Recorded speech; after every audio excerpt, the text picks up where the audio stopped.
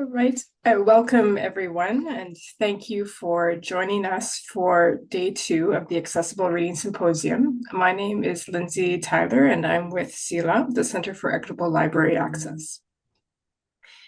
Today, we're doing the Introduction to Accessible Reading Sectors session, which brings together multiple perspectives from multiple sectors involved in creating and supporting accessible reading.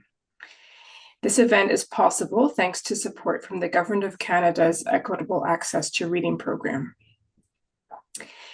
So I have a few points of order and housekeeping items before we begin with the speakers today. First, this is a bilingual session. We will have live interpretation into French and English. So if you prefer one language or the other, please choose now the interpretation option, which we will find in the Zoom window. And if you're a visual user, you may find a globe icon. That's what you're looking for, and select the icon, the language rather, that you prefer. If you would like to listen to the bilingual session, you do not have to choose any language option at all, and you will hear the language that the speaker is using. I'll begin with a land acknowledgement for the country as a whole. We would like to acknowledge the historical oppression of land, cultures, and original peoples in what we now know as Canada. We affirm the inherent and treaty rights of all Indigenous people across the land and continue to honor the commitments to self-determination and sovereignty we have made to Indigenous nations and people. I invite you to take a moment to recall the lands on which you live and work. We are recording the session today, and we will make the recordings available on the CELA, BNQ, and NEL's YouTube channels. We will not record the Q&A discussions. We will have time for questions at the end of the session, and if you would like to ask a question, you can type it in the chat or raise your hand during the Q&A session, and we will unmute you. I also would like to pass on a few keyboard shortcuts that you may wish to use. To raise your hand during the Q&A, you can press Alt-Y on Windows and Option-Y on Mac. If you want to use the chat, you can open it by pressing Alt-H on Windows and Command-Shift-H on Mac. I see that there's a question about the language, so je vais parler en français un instant. Si vous préférez écouter la séance en français, vous devez sélectionner l'option interprétation et choisir votre langue ensuite, que ce soit le français ou l'anglais. Donc, c'est dans l'application Zoom que vous faites ce choix. Cameras are optional for the event, and we'll have a 10-minute break between the Q&A for the, I want to describe what we're doing in the session first before I talk about the breaks. So today our session will run from 1 Eastern or 10 Pacific to 3:30 Eastern or 12:30 Pacific. We'll begin with a library, content provider, and publishing expert speakers. Each speaker will speak for 5 minutes, and we'll have a Q&A for those 3 groups following. And the members of the organizing committee will assist with the Q&A. Then we'll have a 10-minute break from 2:15 Eastern or 1:15 Pacific, and then from 2:25 Eastern, 11:25 Pacific until 3:13 Eastern or 12:13 Pacific, we'll hear from technology providers, and they each have 8 minutes to speak, followed by a Q&A. If you're a speaker and you need to share your screen, you should have the necessary permissions to do so when your turn comes. And we are going to stick quite tightly to the timeline, so be prepared to speak within your allotted time. I will briefly introduce each speaker so you'll know when it's your turn. And we'll end with closing remarks from the organizing committee. All right, so with that, let's get started. I'm looking for Patty Lynn, and if you to go first, Patty Lynn and Jeffrey Allen from Regina Public Library. Hello, can everybody hear me okay? Okay, apologies. I just can't get my video to work and I'm not certain why. I just haven't been in Zoom for a bit, I guess. Anyway, so you don't get to see me, but that's fine. So Jeffrey is not able to be here this morning, so I will read his portion of our little presentation. So we'll start first with kind of trends and collections, and then I will focus more on the accessibility. Et ensuite, je vais aller me diriger vers l'accessibilité. Donc, les collections accessibilité vraiment se concentrent sur les other formats like Braille through SELA. We maintain large print collections in all branches, and they are very well used. The situation with audio materials has changed rapidly, though, where the audiobooks on CD were once the mainstay of our collection. Their use has almost entirely dried up, with customers switching to downloadable audio materials instead. And this is mainstream collections and of course, to some degree in the accessible collections as well. Just in terms of putting some numbers on it, last year, 97% of audiobooks accessed at RPL were downloadable audio, which is up very much from previous years. It's also getting harder to purchase audiobooks on CD, which I think everybody here probably knows that. And as we know too, SELA has stopped producing the physical discs to send to libraries. And from RPL's perspective anyway, the good news is that we've been able to help customers transition to some new technologies, and we're able to continue supporting those who are reluctant to change formats, because there will always be those individuals, and we just, we don't want to leave them high and dry. A few years back, we spread our SELA collection out across our branches with the philosophy that accessible collections should be accessible to all, regardless of what branch you go to. And what we learned over subsequent years, though, is that they saw very little circulation, and that circulation that did happen was driven by holds and by requests through our home library service staff. And so we did remove those and many other audiobooks from our branches because they were so little used. In terms of their accessibility, though, we still have them in our operations center. So they can be requested by any branch, any person, anytime. It generally takes about a day for it to get there. So the SELA discs that we have still, and we will be hanging on to those for a long time, I think, our customers still can get those items. In terms of more just accessibility in general here at RPL, we've really made it a priority, especially in the last few years. And it started with a name change for our unit, which was Outreach Services. And what we do is support those with print disabilities, and Outreach did not accurately reflect what we do. And so we are now Accessibility Services, which is more fitting. More change had followed from that, and we moved a little bit beyond our traditional model of service and looked at RPL with a more comprehensive lens of accessibility.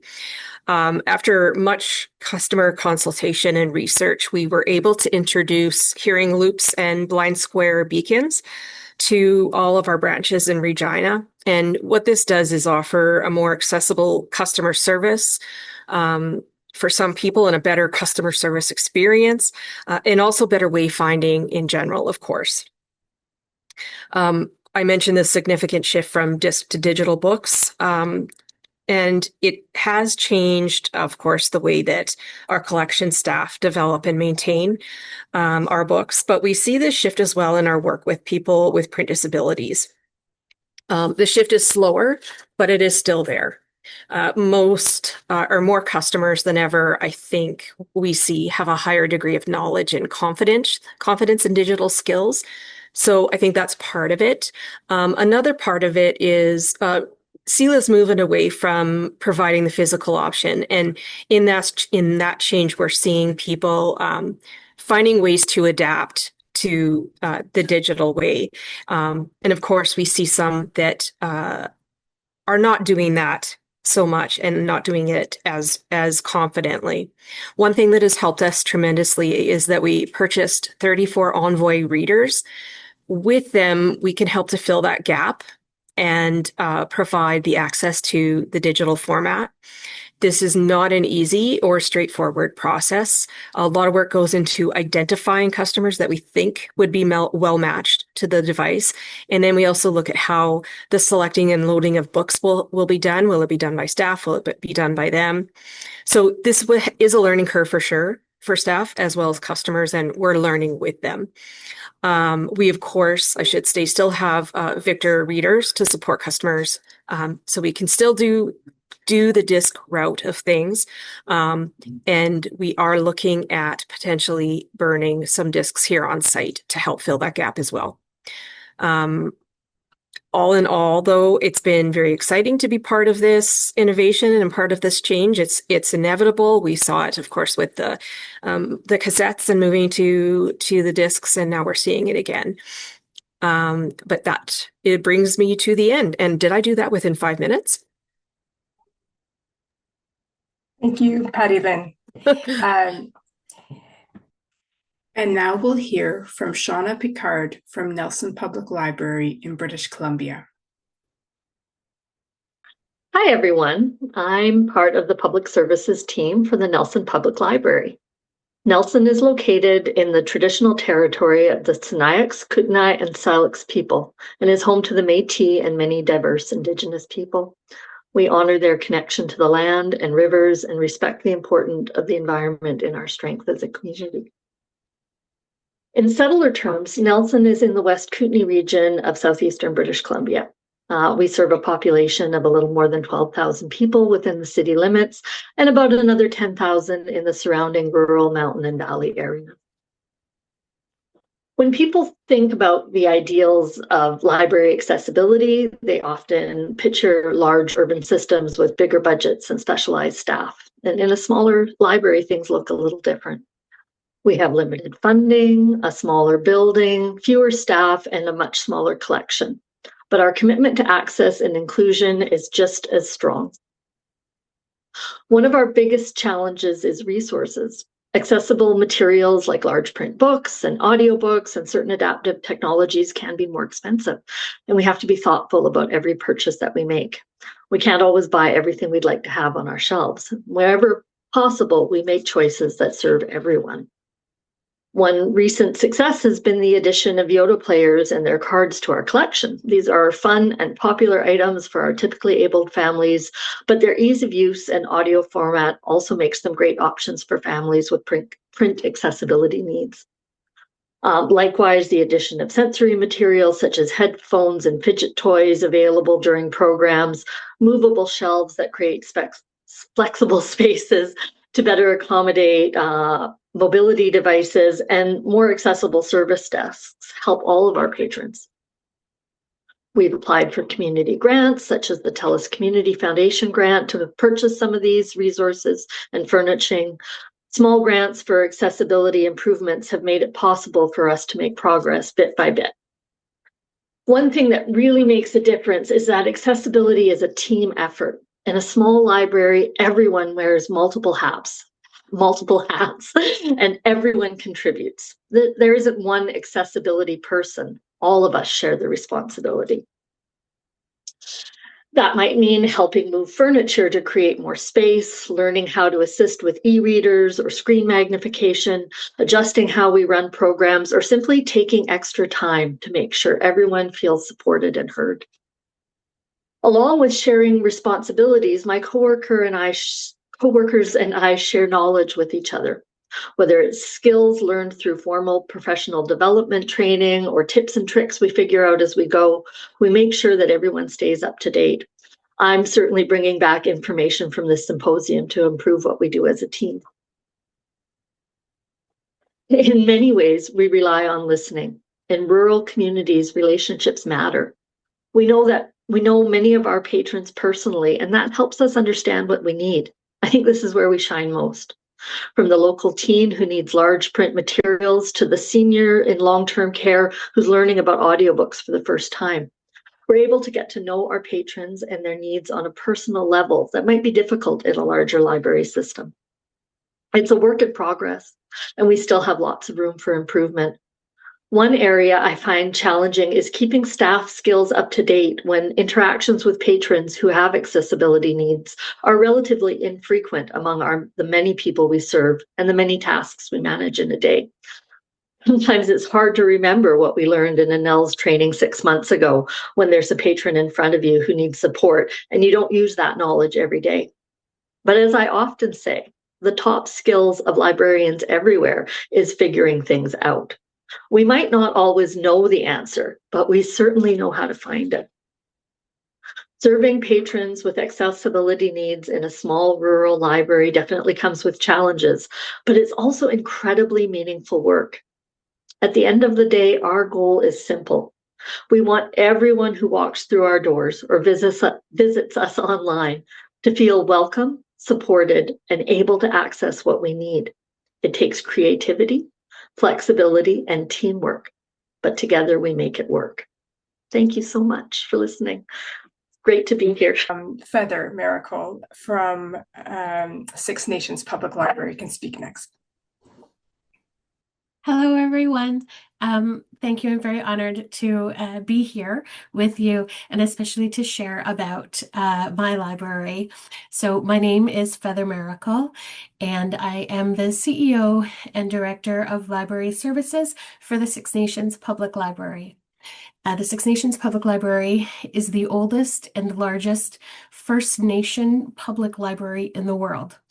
We are located in downtown Oswego on Six Nations of the Grand River Reserve, and that is about maybe 1.5 hours drive south of Toronto in Ontario, just to give you an orientation of where we are. So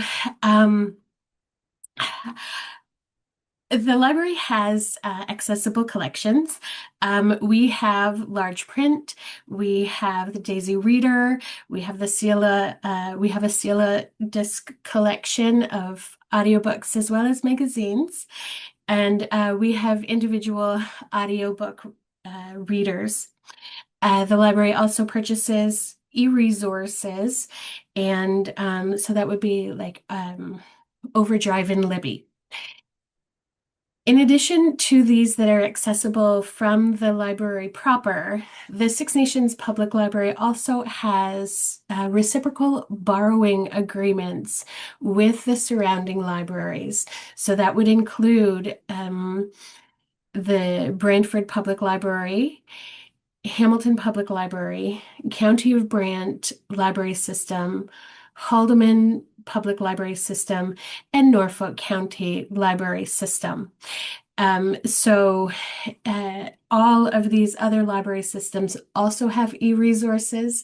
You can only max out when you have these e-resources. I don't know, with the Overdrive and the Libby, you max out at 10 loans. So potentially you could get 60 if you belong to my library. That's 2 books a day. Anyhow, based on a 30-day month. But so the library is fantastic. What makes our library unique, for one, is it is a First Nation public library, and in particular, in the Accessible Reading Symposium, which makes our library even more unique, is that we have a Braille collection. The Six Nations Public Library is one of 7 public libraries in Canada to hold a Braille collection. So we're very proud to have this. It was, when I was young, I had a fear of going blind. And so I taught myself to read Braille, and I thought it's a fantastic resource. And so once I, took over the Six Nations Public, I worked to develop a Braille collection. Also, I'm not sure if people are aware that you can ship Braille for free in Canada. Also, the Braille collection is one book can be very, very large. At any rate, so those are some of the fantastic pieces about Braille and the Six Nations Public Library. I understand that in 2024 that it was the 200th anniversary of Braille. So it's 202 years old now, which I think is very fantastic. I think it's an excellent resource. We are looking at, I've tried for many years. I'd really like to have a Brailler accessible from our library. I have used one, and I think that they are a phenomenal tool. One of the projects that I would be looking at, oh, Mark, you're here. I was going to talk about you too. One of the projects that I would like to work on is to translate because of the Six Nations, we are responsible for 6 languages, and to begin translating those languages into Braille for increased accessibility. So if anybody knows a way that I could get my hands on a Brailler, I'm very excited to know. And so, yes, I saw that Professor Mark Wheeler is here from Wilfrid Laurier University, and it gives me tremendous pride, and it really humbles me to be recognized that we do have people that look at our collection and are aware. And so Mark has shared with me over the years about, he's commended the library for having the Braille collection, and he also wrote to me about a grad student who is a Braille user and wanted to write something about accessibility in higher education. And so they decided to create a story about a blind child who wanted to become an astronaut. And in the story describing other aspects of higher education. And as the story goes on, this young astronaut thanks the Six Nations Public Library for having this Braille collection. And so it's extremely humbling, and I'm very proud to have this collection and to have it accessible for anybody that wants to come in and take a look at it. We also have some metal panels on how to read Braille. And so we'd like to offer those courses, and down the road. Also, just my last note that the library I was very happy to be a signatory on the letter calling for repealing of part of Bill C-15 about Canada Post and delivery for the blind. At any rate, I believe that is my time. Niragoa. Thank you, Feather. I think we have Suad Orama des Bibliothèques de Montréal. Bonjour, est-ce que vous m'entendez? OK, ça va. Oui. J'avais pas activé le micro. OK, donc, Suad Vrama, je travaille à la direction des bibliothèques de Montréal. Aujourd'hui, je vais présenter le travail que nous faisons dans notre réseau des bibliothèques de Montréal pour rendre la lecture accessible aux personnes ayant une déficience perceptuelle. Donc, nous travaillons sur plusieurs volets. Notamment, nous travaillons avec des partenaires qui nous aident à réfléchir, ainsi que des organismes qui travaillent avec des membres ayant des difficultés de lecture pour travailler ensemble à trouver des solutions qui peuvent convenir aux personnes ayant des difficultés de lecture. Donc, dans ce sens-là, nous avons travaillé une boîte à outils pour rendre la lecture accessible selon un modèle le modèle de parcours sans obstacle qui vise à essayer de travailler en fait la planification, donc tout ce qui est information, communication avant de se rendre en bibliothèque, la participation, donc tout ce qui est espace, activité, collection puis, à la fin, ben, le départ, la rétroaction, permettre aussi à ces abonnés-là de nous dire comment ils ont trouvé leur expérience. Nous avons aussi travaillé avec notre partenaire pour rendre les activités de lecture accessibles pour les enfants neurodivergents en bibliothèque. Donc, c'était aussi en consultant des parents, mais aussi des professionnels dans le réseau pour faire comme des activités inclusives en fait, de la posture des employés qui accueillent ces personnes-là au déroulement de l'activité. Aussi, dans ce sens-là, nous avons aussi créé un tableau de pictogrammes pour permettre aux personnes qui ont des difficultés de communication, qui peuvent pas lire aussi, de pouvoir bénéficier de services et d'activités qui répondent à leurs besoins, donc rendre en fait l'espace inclusif aussi, pas seulement les activités, puis les inviter à utiliser nos services. Euh, aussi, pour ça, donc, on a le travail avec les partenaires, mais on a aussi des formations.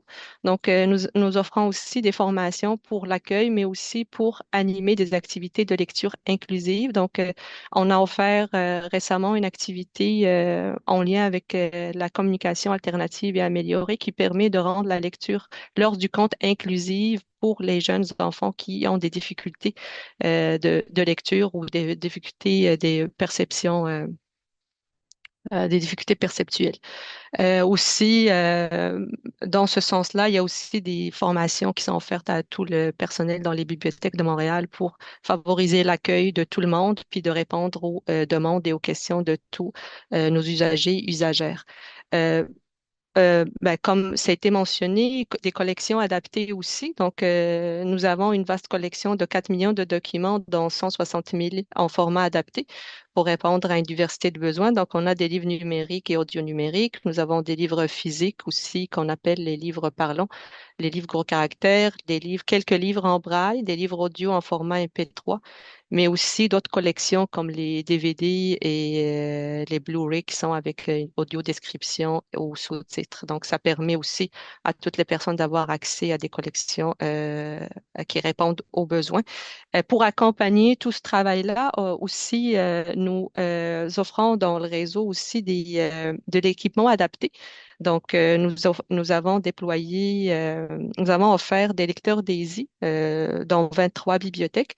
Euh, nos bibliothèques sont équipées de logiciels spécialisés comme JAWS, donc pour la lecture d'écran, Zoom Text, qui sont des logiciels d'agrandissement et de contraste, des loupes numériques, des claviers d'ordinateur adaptés, des claviers avec des étiquettes contrastantes, téléagrandisseurs. Donc, on essaye de rendre, en fait, aller au-delà pour rendre toute la bibliothèque accessible et permettre à tout le monde de profiter de l'ensemble des services. Euh, Cela dit, on a encore il y a encore des efforts à maintenir et à consolider. Il y a la disponibilité, l'accessibilité des formats adaptés en contenu intéressant n'est pas toujours là, donc il y a encore de la difficulté à aller chercher des contenus intéressants en format adapté. La visibilité de l'information sur les équipements adaptés et les collections spécialisées n'est pas toujours facile à repérer, autant pour le public que pour le personnel. Donc, on a besoin de travailler davantage la communication de de tout ce qui est offert pour permettre à tous les usagers, usagères de profiter de l'offre qu'on leur fait. Il y a aussi la formation du personnel. Donc, on a plusieurs outils en bibliothèque, que ce soit les logiciels que j'ai nommés, mais il y a aussi d'autres outils de l'équipement aussi qui demande une certaine formation pour bien l'utiliser, puis le montrer aussi à nos usagères et usagers pour bien l'utiliser.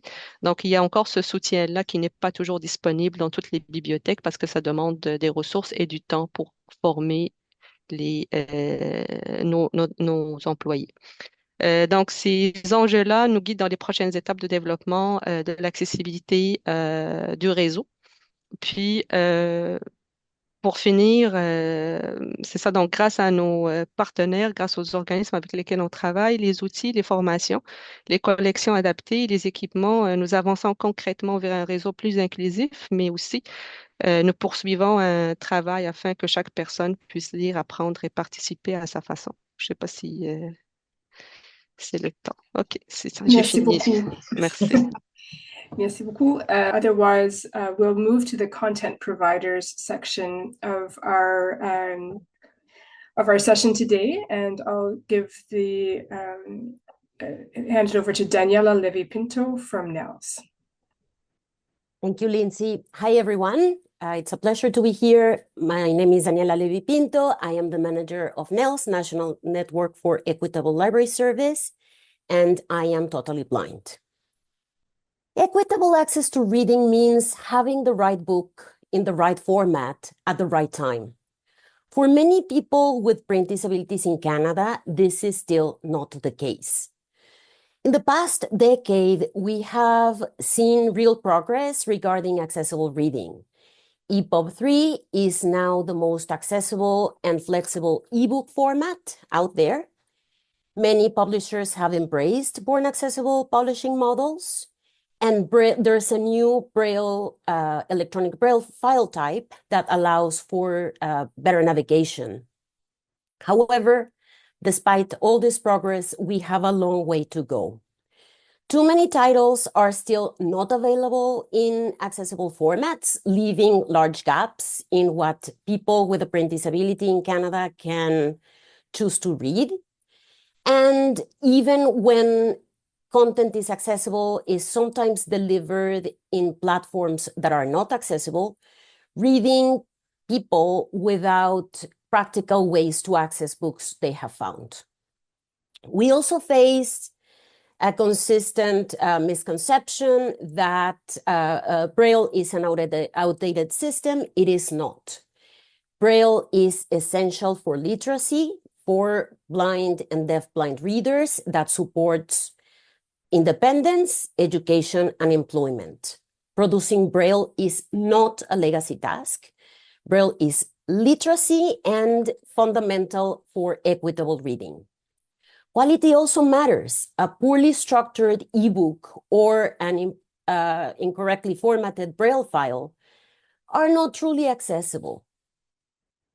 NELS operates within these gaps. NELS, National Network for Equitable Library Service, is an accessible Canadian digital library service that works with libraries for people with print disabilities. NELS is housed out of the BC Libraries Cooperative. NELS provides the books in the formats that people with print disabilities need, including DAISY audiobooks, accessible ebooks, and of course, Braille. NELS operates under the exception in the Canadian Copyright Act that permits the reproduction of works in alternate formats for persons with print disabilities, including visual, cognitive, and mobility impairments.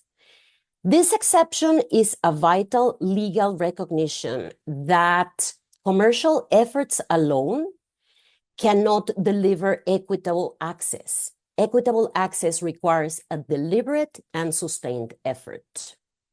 The NELS collection is informed by the readers we serve. People in participating provinces can request titles that do not exist in accessible formats, and NELS will produce them and add them to the collection. The work that NELS does is informed by people who have lived experience of a print disability, who, among other things, test files and reading applications on websites for accessibility, contribute to production, deliver presentations, and provide leadership within the organization. Collaboration is central to how NELS operates. Across Canada, we work with other alternate format producers to avoid duplication of efforts, to make the most out of limited resources through shared production planning and through file sharing agreements. Internationally, NELS is a member of the Accessible Books Consortium, and through the Marrakesh Treaty, we share accessible alternate format files across borders. NELS is also a part of the DAISY Consortium Canada, working alongside CELA, BA&Q, CARE, the Educational Alternate Format Producers, and CFLA, the Canadian Federation of Library Associations. The DAISY Consortium Canada provides a coordinated Canadian voice within the International DAISY Consortium to inform accessibility standards. And the DCC also creates a national forum to address emerging issues, including questions around technical protection measures and the use of AI in content remediation. Finally, I want to talk very briefly about funding. NELS receives core funding support through provincial and territorial governments. This sustains the basic service that we provide libraries. NELS also receives federal funding, which has allowed a significant expansion of what we can do, supporting expansion to the collection, enhancing our capacity to produce content, getting a dedicated team of accessibility experts, and testing accessibility for websites and applications. However, lack of consistent long-term funding creates real challenges. It is difficult to plan without consistent funding. It is also difficult to retain skilled staff and to support the production of specialized formats like Braille.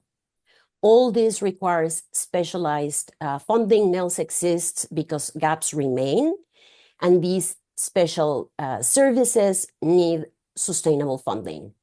NELS is a willing partner in building a reading ecosystem that truly works for everyone. Thank you very much. Thank you, Daniela. Now we'll turn to Laurie Davidson from the Center for Equitable Library Access. Hi there. Thanks, Lindsay. My name's Laurie Davidson, and I'm the Executive Director at CELA, which is the Center for Equitable Library Access. And my remarks, I think, will echo many of the same things that Daniela has shared about NELS. CELA is a national not-for-profit organization, and we provide accessible reading services in both English and French to the more than 5.2 million people in Canada with print disabilities, and we work through our network of public libraries across the country. Our collection includes over 1.5 million titles, and we combine our own accessible collection that we have produced and or remediated alongside licensed access to titles from Bookshare, which is a US-based provider of accessible books. And our guiding principle is format choice, and we provide the format that meets the needs of each reader with a print disability. And print disabilities include visual disabilities, comprehension or learning disabilities, and physical disabilities that make it difficult to handle or read a physical book. So CELA does its work within Canada's legislative exceptions. So these exceptions are not loopholes. They are an essential part of Canada's legislation, and they are designed to ensure equitable access to reading. And these exceptions function alongside the important work of publishers' commitment and work in born accessible publishing. And in this framework, CELA's role is to represent the user to ensure that there is a balance between users' rights and rights holders' rights, which is otherwise known as copyright. And so briefly, I want to go through these exceptions. The first, the most well-known one is Section 32 of the Copyright Act, which is key to our work, and it allows us to produce, without rights holder permission, accessible versions of copyrighted works. And this enables us to provide format choice when the desired accessible version is not already available in the commercial marketplace. Another exception, 41.161, is the exception that permits the circumvention of technological protection measures, or TPMs. These are also known in sort of our world as DRM, or digital rights management. And these, you can remove these technological protection measures when necessary for accessibility. And so I'll call out here that DRM can create significant barriers. Readers with print disabilities must be able to download and use books on the device, app, or assistive technology of their choice that best supports their needs, so they don't want to be locked in a particular platform. Another exception that we use is Section 32.011. This is what was added to Canada's Copyright Act to allow us to accede to the Marrakesh Treaty, which is basically allows for the international exchange of accessible materials that have been created under copyright exceptions worldwide. And so this allows us to expand access for our readers in Canada, and also allows us to share our collections internationally.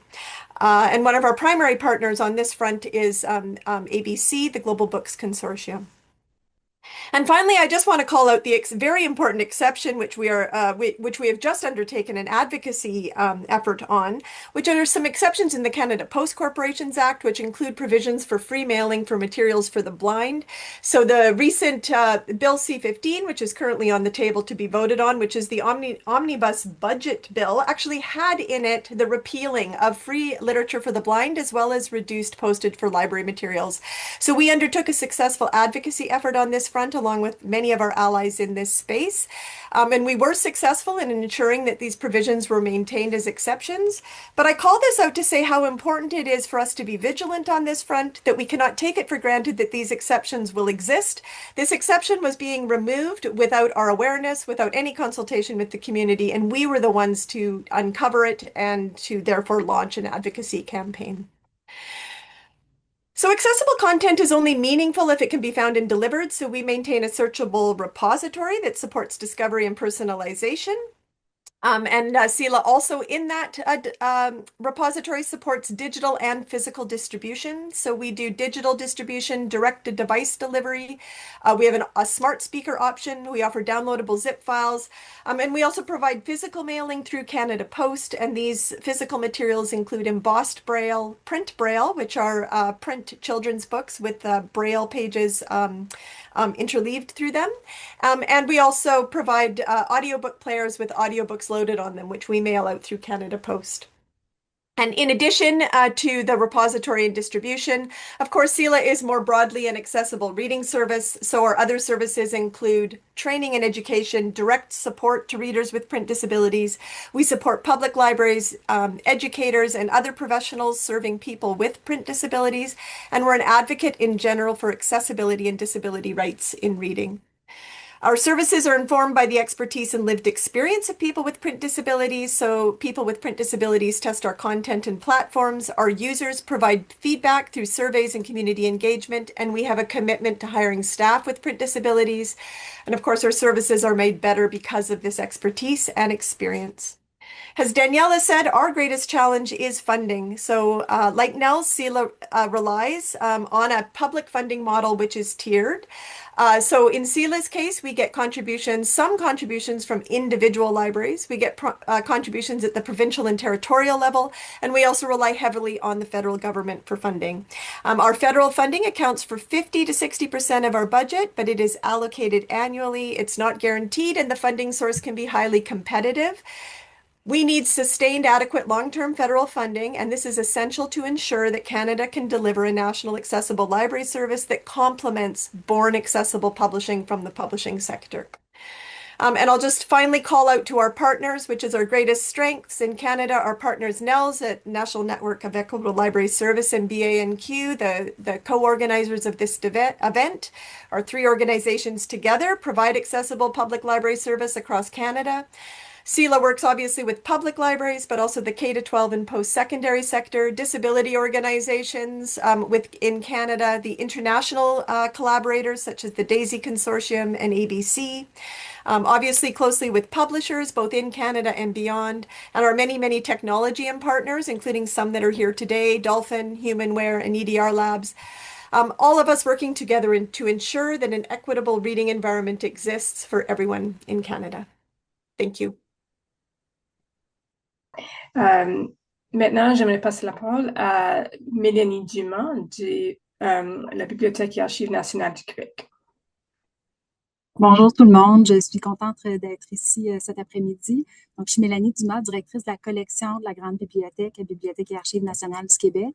Je vais vous parler du SQLA, qui est un service de BANQ dont la mission est d'offrir un accès démocratique à la culture et à la connaissance. Le SQLA offre des services aux personnes qui ont une déficience perceptuelle pour offrir un accès unique à des collections, à des services qui répondent aussi à leurs besoins d'information, d'éducation, de culture, de recherche et de loisirs.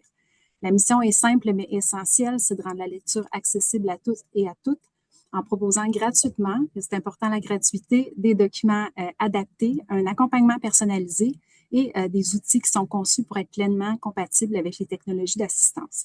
On dessert l'ensemble des Québécois qui ont une déficience perceptuelle par prendre bibliothèque, par téléchargement ou encore grâce à l'envoi postal. On assure la production et la mise à disposition des livres accessibles en français dans une variété de formats pour répondre à une variété de besoins. On a une collection audio en format DAISY, une collection en braille aussi, que ce soit braille intégral, braille abrégé, des partitions musicales et tous nos livres audio et nos livres en braille sont aussi disponibles à la fois sur support physique et sur support numérique pour téléchargement. On a aussi une collection d'albums jeunesse qui sont illustrés, qui peuvent comporter des illustrations sous forme tactile, des textes en braille intégral ou même les deux. Et souvent, il y a un CD qui accompagne aussi ces publications. On diffuse également des livres commerciaux numériques et audio numériques qui sont accessibles notamment via prêtnumérique.ca. On s'entend, tous les titres devraient exister en format accessible. Malheureusement, ce n'est pas le cas. Donc, sous l'égide du traité de Marrakech, le SQLA peut compter sur des partenaires et sur des initiatives comme l'Accessible Book Consortium pour bonifier son offre et rendre accessible à ses usagers les collections d'autres fournisseurs de contenu. J'ai dit, notre mission, c'est de garantir un accès accessible et équitable, un accès équitable à la lecture, oui, en s'assurant que les collections sont gratuites, qu'elles sont faciles à repérer, mais aussi qu'elles sont simples à utiliser. Donc, ça passe par des catalogues adaptés, une navigation qui est simplifiée et puis des plateformes qui sont compatibles avec les technologies d'assistance. On offre aussi un accès, un accompagnement direct, un service de référence, du soutien aux usagers aussi qui apprennent à utiliser les formats et les outils, que ce soit par téléphone ou par courriel. La sélection des titres, elle s'appuie sur la politique de développement de la collection de la Grande Bibliothèque, sur des principes qui sont reconnus en bibliothéconomie comme la pertinence, l'adéquation avec les besoins des usagers, la valeur intellectuelle puis la qualité du contenu, mais la sélection des titres tient également compte des contraintes techniques qui sont liées à la production. Comme les coûts de production sont très élevés, puis le nombre de titres qu'on peut produire est limité, mais les suggestions des usagers jouent un rôle déterminant dans le choix des titres qu'on produit. On s'appuie sur des partenaires de production, puis on mise aussi sur une diversification des sources d'approvisionnement, comme des partenariats pour bonifier l'offre. La mission du SQLA, ça s'inscrit dans un mandat pan-québécois. L'offre, elle est pleinement intégrée à l'offre de BANQ, puis on a des points d'accès via le catalogue du SQLA, mais aussi via le catalogue de BANQ, qui donne accès à la collection de la Grande Bibliothèque, qui inclut notamment des livres en grand caractère et des films avec vidéo description. Grâce à la présence sur tout le territoire québécois, mais les bibliothèques publiques sont des partenaires clés pour faciliter l'accès à la lecture aux personnes qui ont une déficience perceptuelle à travers les services du SQLA. On fait face à plusieurs défis, mes collègues en ont parlé, la complexité d'adapter certains livres, les ressources limitées, les coûts de production élevés, la rapidité de l'évolution des formats, c'est positif, mais ça requiert en fait de pouvoir s'adapter rapidement, puis pour diversifier nos sources d'approvisionnement. Il y a un nombre encore trop limité, il y en a de plus en plus, là, mais de publications commerciales qui sont accessibles de leurs publications. Il y a une fragmentation des plateformes parfois qui peut rendre l'accès moins simple qu'on le souhaiterait. Puis il y a aussi une grande diversité de besoins et de compétences numériques chez les usagers. Enfin, un rôle crucial là, qu'ont les fournisseurs de contenu, c'est d'intégrer la voix des personnes qui ont une déficience perceptuelle. Donc, ça passe par la participation à des comités consultatifs, des tests utilisateurs, la collaboration avec des spécialistes aussi, puis des lecteurs qui ont des déficiences perceptuelles.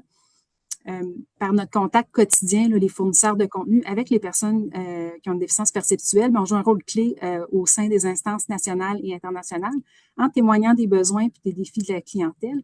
Puis on contribue aussi à mettre en place des pratiques exemplaires puis à l'évolution des normes. Donc, on le voit, là, les fournisseurs de contenu jouent un rôle central dans l'accès équitable à la lecture. On produit, on adapte, on diffuse, on accompagne, on innove, puis on s'assure que la voix des usagers aussi soit prise en compte dans le développement de cette offre qu'on veut le plus variée et le plus riche et le plus inclusive possible. Merci, Mélanie. And now we'll hear from Monica Halil Loveblad from the Accessible Books Consortium. Hello, everybody. Thank you, Lindsay. So I'm Monica Halil Loveblad. I'm head of the Accessible Books Consortium. I'm located in Geneva, Switzerland, and I represent an international content provider. I just want to check. You can all hear me? Yeah, okay. Thank you. As many of you know, the Accessible Books Consortium, or ABC, is a private-public partnership that is led by the World Intellectual Property Organization, a UN specialized agency for intellectual property, policy, services, information, and cooperation. ABC supports the goals of the Marrakesh Treaty to facilitate access to published works for persons who are blind, visually impaired, or otherwise print disabled. And we seek to increase the number of accessible format copies of works and deliver these to people who are print disabled around the globe. ABC partners include the World Blind Union, the DAISY Consortium, the International Federation of Library Associations, the International Council for Education of People with Visual Impairment, publishers, and authors. So the Marrakesh Treaty, which is administered by WIPO, sets up a legal framework allowing for the production of accessible format copies of works, as well as the cross-border exchange of such accessible books, all for the benefit of people who are print disabled, and, importantly, without the need to request permission from copyright owners. Let me share some important milestones. The Marrakesh Treaty officially came into force on September 30th, 2016, when Canada became the 20th member state to join the treaty. So 2026 is significant in that we are celebrating the 10th anniversary of the Marrakesh Treaty coming into force. We hope to have actually some celebrations year-long, so stay posted for what we're planning. One of ABC's core activities is the ABC Global Book Service, which has been mentioned by Sila, Nels, and BenQ. So this service provides ABC partner organizations serving people who are print disabled, known as authorized entities under the Marrakesh Treaty, with the ability to exchange accessible format copies of works across borders at no cost. So this service is entirely free. The service has grown significantly and now includes 150 participating authorized entities, and we have four authorized entities from Canada. They were mentioned, so it's BenQ, Sila, CNIB, and NELS. I would also like to highlight the first symbolic cross-border exchange, which was conducted through the ABC Global Book Service on September 30th, 2016, when Canada joined the treaty, was between Canada and Australia. Today, the ABC catalog currently contains 1.2 million titles in 80 languages, all available for cross-border exchange under the framework of the Marrakesh Treaty. We have over 325,000 titles in English, 160,000 titles in French, and 70,000 titles in Spanish, but to name a few of our collections. ABC also offers a beneficiary application at no cost to participating authorized entities. This beneficiary application enables patrons of the participating authorized entity to search and immediately download accessible format copies from the ABC catalog. Currently, over 540,000 accessible format copies are available for immediate download through the ABC beneficiary application. Through our collaboration with Dolphin Computer Access, and I see Matthias is on the call, you'll be hearing from him later, a UK-based developer of accessibility software, the ABC beneficiary application catalog is now available in Dolphin Easy Reader. Easy Reader is a user-friendly application, as the name suggests, available on most reading devices at no cost. Finally, I want to highlight a current initiative with which ABC is involved, and this ties in with the point made by Daniela about Braille. Last year, ABC joined many organizations in celebrating the 200th anniversary of the invention of Braille. This year, ABC has partnered with the International Council for Education of People with Visual Impairment and the World Blind Union in a global Braille literacy campaign, which highlights Braille as the foundation of literacy and independence, as well as its continuing relevance in the digital era for people who are visually impaired. I would like to highlight that the ABC Global Book Service includes over 120,000 digital Braille titles, all available for cross-border exchange. Finally, I'd also like to highlight that ABC is in the process of developing an AI tool with the DAISY Consortium and with UNICEF. And I see also Richard is on the call from the DAISY Consortium. He'll probably speak about this. And you should stay posted for this development because we think it's going to be a pretty important tool that we would like to deploy to our authorized entities when it's ready and properly tested. We at ABC believe that equal access to information, culture, and education remains a fundamental right for all persons with disabilities. If anybody in the audience wishes to learn more about the Accessible Books Consortium, please contact us at accessible.books@wipo.int. So that's accessible.books@wipo.int. Thank you. Thank you, Monica. We're going to now turn to hearing from representatives of publishers. And we'll begin with Véronique Fontaine de l'Association nationale des éditeurs de livres. Bonjour tout le monde, ça me fait plaisir d'être parmi vous. Donc, en fait, j'ai deux chapeaux, celui de l'Association nationale des éditeurs de livres, car je suis membre du conseil d'administration, mais aussi le chapeau de direction générale des éditions Fonds, une maison d'édition. Donc, je vais y aller en deux parties pour mon court 5 minutes. D'abord, l'ANEL participe à différentes initiatives de différentes manières pour soutenir le livre accessible.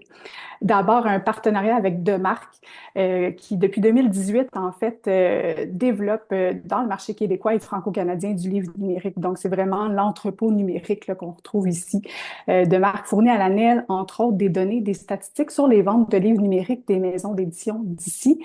Par exemple, en 2025, les ventes de livres numériques québécois via Demarc en format PDF, EPUB et audio se sont élevés à 6 609 714 $ et le format EPUB représente environ 79% de ces ventes de livres-là. Donc, on voit que c'est quand même une part importante là, pour le EPUB. L'ANEL, donc, travaille aussi en collaboration avec différents partenaires. Par exemple, il y a une table de concertation des acteurs francophones du livre accessible au Canada qui est coordonnée par l'ANEL. Cette table réunit des gestionnaires d'organisations du livre canadien afin de favoriser l'échange et l'harmonisation des approches en matière d'accessibilité.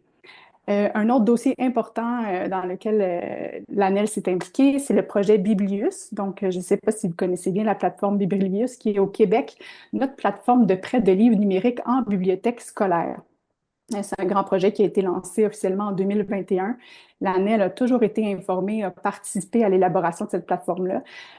Puis c'est sûr que c'est quelque chose qui est important pour les éditeurs là, ici au Québec parce que ça permet d'avoir dans les écoles des livres numériques accessibles. D'ailleurs, je tiens à souligner que Biblius offre une collection partagée à l'ensemble des écoles au Québec, donc une sélection de livres qui est donnée gratuitement à toutes les écoles et vient d'annoncer que le PDF sera exclu de sa collection partagée. Donc, on voit que de plus en plus, le EPUB est le format qui est privilégié pour Biblius aussi. Donc, ce sont de bonnes nouvelles pour l'accessibilité. Sinon, l'ANEL, évidemment, fait beaucoup de formation et d'accompagnement des éditeurs. Il y a eu toutes sortes de façons là, de faire, là, que ce soit par des formations, passer des informations sur, par exemple, la directive européenne sur l'accessibilité, développer l'expertise des éditeurs, que ce soit en production d'EPUB ou de livres audio. Il y a d'ailleurs eu une campagne de conversion de livres en 2022-2023. C'est plus de 150 sites qui ont été convertis en format EPUB grâce au soutien à la conversion qu'offrait l'ANEL. Et puis, sur son site Internet, si jamais ça vous intéresse, l'ANEL propose une foule de ressources en lien avec le livre numérique accessible et audio. Et puis aussi, l'ANEL fait la promotion, bien sûr, de ce format, en fait, des différents formats accessibles par différentes campagnes publicitaires, dans des événements. Donc, l'ANEL est vraiment un joueur important là, pour finalement faire parler du livre accessible. Ce qui m'amène chez Fonfon avec mon chapeau d'éditrice, c'est sûr que moi, j'ai été beaucoup impliquée dans toutes ces actions-là de l'ANEL, l'initiative-là, puis ça m'a beaucoup sensibilisée. Comme éditeur, je pense qu'on doit savoir qu'on veut rejoindre le plus. Publisher, we need to be able to reach as much readers as possible. And this is a way really that we can access these readers. So for me, it became a priority because for the new, to make sure, to ensure that we have the EPUB formats. And of course, also I do illustrated books. So j'en suis consciente. Après, ce qu'on a décidé de faire, c'est à même nos étapes de production. On s'est dit, quand on crée le livre, ben, c'est important que d'emblée, le contraste texte, sur le fond de couleurs ou s'il y a des dessins derrière, ben, que le texte soit très, très, très lisible et le plus facilement possible.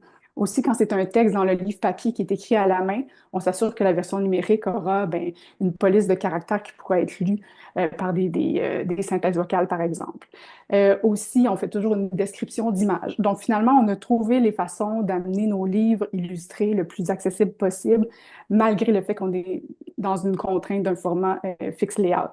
Après, on a quand même une collection de petits romans pour lesquels, là, on peut faire du EPUB qui va être distribuable. Donc, pour ceux-là, on n'a pas cet enjeu-là. Et sinon, on fait des livres audio, mais plutôt que d'utiliser finalement l'espèce de description d'image directement dans l'audio, ce qu'on fait, c'est qu'on adapte le texte pour que l'histoire soit racontée puis qu'il manque aucune information puis que l'expérience soit bonne directement à l'audio sans avoir à copier là, dans les illustrations ce qu'on retrouve. On a aussi des formats DAISY qu'on va retrouver sur le SQLA, sur le NELS. Donc ça, c'est grâce au travail là, qui sont faits par les fournisseurs de services aussi. Puis on travaille également avec l'école Jacques Ouellette, qui est une école au Québec là, pour les élèves ayant un handicap visuel. Donc c'est super intéressant. Ils font beaucoup de formats braille de certains de nos livres. Donc voilà, je pourrais en parler encore des heures, mais ça ressemble à ça ce qu'on fait. Donc ça fait maintenant partie de nos pratiques en édition, donc d'essayer d'avoir des livres accessibles dès la publication. Je vous remercie. Merci, Véronique. Now we'll go to Elizabeth Crawler from eBound. Hi, thank you for having me. So I just wanted to give some background on eBound Canada. So I'm the operations manager, and we are a full service provider that enables publishers to engage in the digital marketplace. We represent over 80 independent Canadian publishers across the country, and we work with a lot of the publishers in creating accessible content and distributing their accessible content and making sure it's found and available and live. So for today, I'll be speaking specifically about accessible EPUB and what makes a book an accessible book. So an accessible EPUB would be accessible from day one and does not have to be remediated post-production to include the accessibility feature.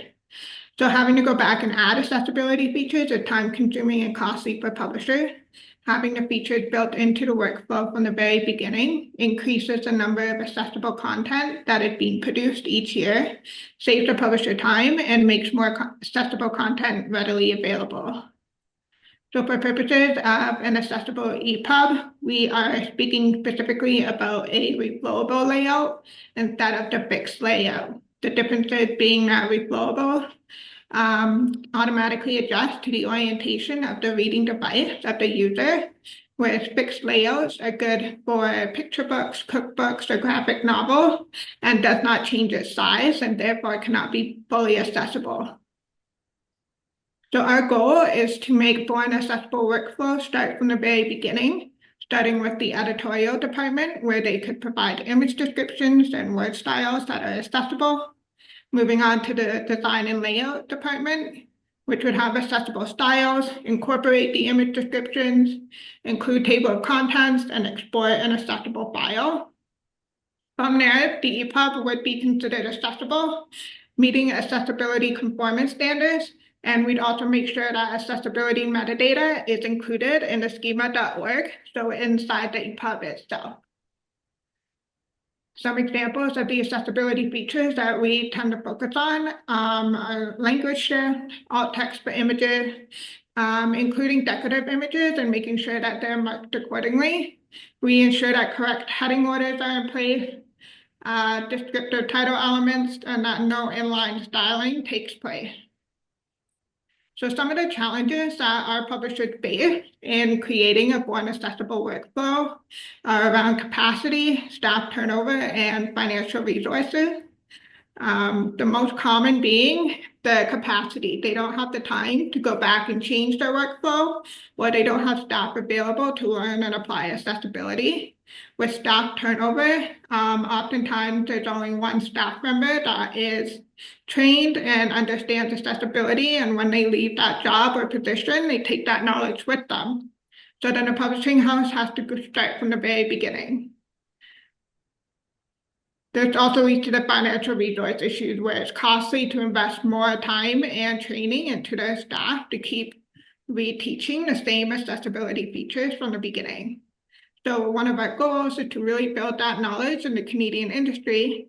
So the more people that have an understanding of accessibility features, the more often it will be used, and therefore increasing the born accessible workflow across Canadian publishers. It's also incredibly important to have accessible metadata included both inside the EPUB and in the Onyx metadata, which is sent to the vendor. And this has a greater increase of books being discoverable by those that need them, and to also understand what accessibility features are included in that EPUB if you're looking for specific features. So how a publisher can do this, eBound came up with an eBound digital certification. So it's the Canadian Grown Whole File Health certification that reviews the accessibility of a file. And we also review the discoverability of that content. So publisher could submit up to 2 EPUBs for review. We would then review them in accordance with WCAG 2.2 AA standard and EPUB accessibility 1.1 standards. We provide the feedback, and changes are made directly to the workflow so that all new EPUBs being made going forward would automatically be considered accessible. We also review the Onyx metadata to ensure that information provided to vendors includes all of the accessibility features of the EPUB and discloses the correct information. So once publishers have passed, they would be subject to an annual spot check, and they would be able to stay compliant every year. We have almost 60 publishers that are through this program, and we are looking at expanding it internationally so that these Canadian standards are recognized everywhere. Thank you for your time. Thank you, Elizabeth. And now we'll move to Laura Brady, an accessible publishing consultant. Hi, everyone. Thank you so much to my friends at NNELS and CELA for inviting me here. I am a bit of an accessibility busybody. I work with lots of publishers. I'm also on the board of the ABC, just to give you a little bit of context for who I am and what I do. I want to speak from a publisher perspective to other institutions here. And here's what I want you to know. Publishers aren't evil. Nobody wants to publish inaccessibly, but they're also overworked, underpaid, and frazzled by the depth of knowledge required to publish accessibly, as my colleague Elizabeth referred to a minute ago. It's not impossible, but it does require 2 important things: the will to cross your T's and dot your I's when it comes to accessibility, and some accessible content. The systemic problem with accessible publishing is that the institutional knowledge required to do an effective job is high level, deeply technical, and a very much in-demand skill set.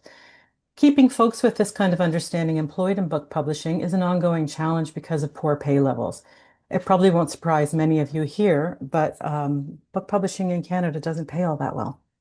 Folks get trained, they understand what it takes to make a good accessible EPUB, or what WCAG means, the Web Content Accessibility Guidelines, and then they move on to other sectors where their pay is effectively doubled.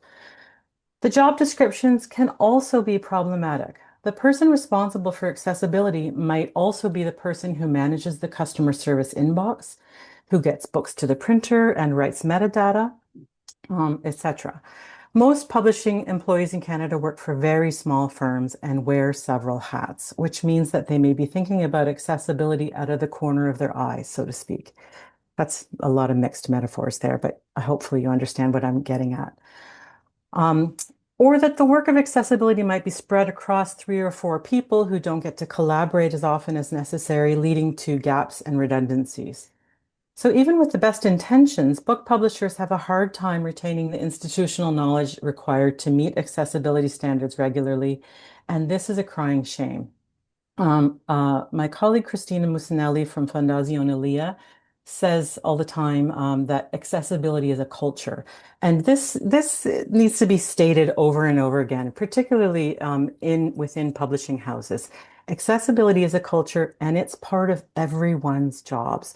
Amanda yesterday, if you were with us yesterday, Amanda Leduc spoke about this, how it's part of everyone's job and everyone's responsibilities, and that can't be understated. Accessibility is a culture. So now let's talk about the impetus to publish accessibly. There is no doubt in my mind that the cycle works best when everyone in a publishing house understands the issues at play, making it a group effort with checks and balances built in. But you know what also works well? The threat of 5,000 euro fines. The threat of legislation is a very, very good way to get publishers to sit up and pay attention. The Accessible Books Initiative, which many of you may be familiar with, it ran from 2019 to 2024. It was part of the Canada Book Fund and the Department of Canadian Heritage. It was an excellent boost to the industry from which the Canadian publishing landscape has benefited tremendously. But accessibility work is not wrapped up now that the fund is exhausted and there are no formal supports for accessibility work. I worry that the ABI has publishers sort of wiping their hands, congratulating themselves on a job well done and moving on. And that's where the deep value of a legislative and governance motivation comes in. The European Accessibility Act, despite having no mandate in Canada, is a wonderful prism through which to see the direct impact of those 5,000 euro fines. Publishers who want to distribute internationally must pay attention to the legislation on another content, and that's a beautiful thing. I find myself being quite envious of the impact of the EAA and wishing for legislation with teeth in Canada. Have I contemplated starting a petition to become part of the EU? Maybe. And here's some other things that I see happening. Publishers run their books through tools like Ace by Daisy and consider their content fully accessible if it passes. Pro tip, passing Ace is just the start of a good accessibility audit. I also see publishers self-certifying, which makes me very squeamish. As Elizabeth, my colleague from eBound, told us about their certification work, it's not expensive and it's excellent. Sign up with them. I also want to close out this short talk by pointing to Adobe InDesign. Part of my work is meeting publishers where they work, and that is in InDesign. 95% of books, both in Canada and around the world, are laid out in InDesign. And I've been working with a small expert group, which includes Richard Orm, who will speak in a few minutes. We've been working with the past 4 years on how to improve InDesign and how InDesign makes EPUB so that now a large swath of publishers are now making more accessible ebooks without even realizing it. Have I tricked them? Maybe. Thanks for having me. That's everything. Thank you, Laura.